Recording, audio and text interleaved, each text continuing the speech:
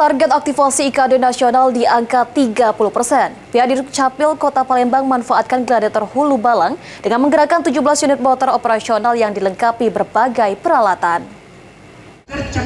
Gerak cepat, di mana kami harus melakukan jemput pasti gladiator ini bertujuan untuk memberi. Selain memudahkan pelayanan kepada masyarakat berkebutuhan khusus, program gerakan layanan administrasi kependudukan di atas motor atau gladiator Hulu Balang yang baru di-launching di Sdukcapil Palembang juga bertujuan untuk percepatan aktivasi IKD.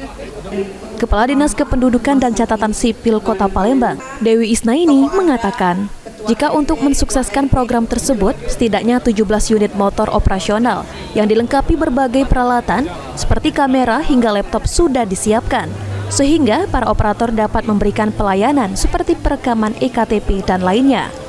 Program Gladiator juga bertujuan untuk percepatan aktivasi identitas kependudukan digital atau IKD di Palembang yang baru di angka 10,69%. Sementara sesuai target nasional aktivasi IKD di angka 30% hingga akhir tahun 2025 ini.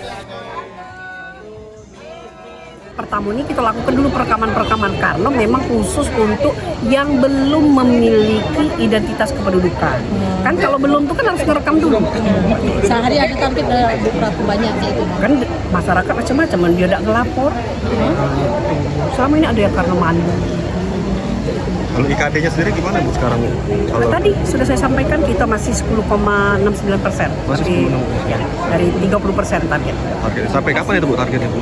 Hah? Targetnya Setiap tahun itu terus, iya kita kejar. Sandi Pratama, PAL TV.